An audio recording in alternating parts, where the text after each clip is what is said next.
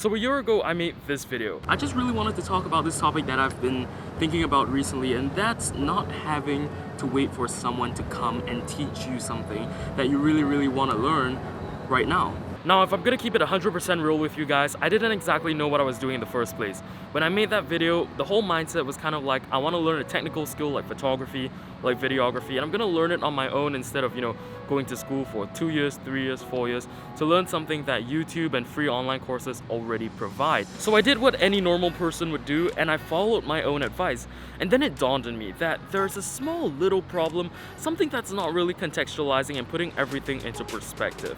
And this thing is experience. See, if you really think about it, learning is just an input of useful information into yourself, which then translates into an output of useful, tangible actions that you can apply in real life context. The problem when you learn without actually having gained any experience or learning the experience of other people is that you don't know when to deploy this useful output of information. So now you're probably thinking, how do I contextualize everything and solve this problem? I'll tell you. The most important thing that you want to do is to go out on the streets and listen to what is happening on the ground. Look around and observe. Observation is the key to context. In fact, we're here on this bright and cheerful Monday morning because I want to show you a building, a purchase that seems pretty uncontextualized until you think about it, and then it actually makes quite a bit of sense. Do you remember what I said a few videos back? On my left here, they've finished building that dome. I have no idea what this dome is supposed to be. Apparently, what I heard is that this is the new Apple Store, but we already have an Apple Store at Orchard, so I'm not sure. Is it the second store? Are they moving? Who knows? Well, now, right behind me is the Apple Store. The question you're probably asking is, why am I showing you the new Apple Store? What has this got to do with context, marketing, and some genius moves by arguably the biggest tech giant in the world? See, on the surface, this purchase makes absolutely zero sense. Apple already has 2 huge flagship stores in Singapore, one at our airport, one at Orchard, and they also have a whole bunch of stores all around the world. Not to mention, Singapore is pretty small, so it doesn't make sense to have that many stores in the same country. And then, coupled with that, the rent here at Marina Bay Sands is extremely expensive. It's one of the world's greatest hotels, and is one of the most attractive icons in Singapore.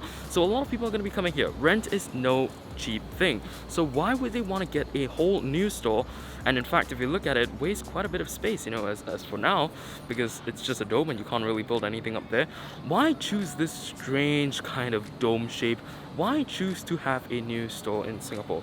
Now, it boils down to a very simple thing: genius marketing. I'm sure you already know this, but recently Apple just hit a $2 trillion market cap. That is insane. In addition to that, more than half of the profit made by the smartphone market every single year belongs to Apple, although Apple sells comparably less smartphones than the majority of their competitors. So what has Apple just done? Apple has just solidified their stance as one of the biggest, if not the biggest tech company in the world. And if you think about it, it's incredible marketing to have a new store in one of the hottest tourist locations in Singapore. By having the new Apple Store just beside the Marina Bay Sands Hotel, every time someone wants to snap a picture of this very Instagrammable icon, they're gonna have to inevitably capture the Apple Store as well. That is free publicity for Apple. So at the end of the day, how does this whole Apple thing relate to what I've been trying to talk about this entire video? Well, I think what I really want to say is that a lot of times experience, going out and seeing these things and these big moves that big companies, big people are doing is going to be more beneficial, and it's going to help you more than just reading about theory. It's great to read the books about, Steve Jobs, how Apple has come so far, the crazy investment strategies they made, how they bought over Siri, and all these things, but it's always better to just see it in real life and relate to it. You not only get the experience, you not only get epic visuals, as I will show you at the end of this video and you can check out on my Instagram, you will also begin to understand on a more realistic scale and a more practical scale how all these things actually happen and how they relate to the current world around you. So that is what I mean when I say learn with context, learn by yourself, always get a good mentor. That is really important as well, but most importantly, always contextualize everything and put everything into perspective.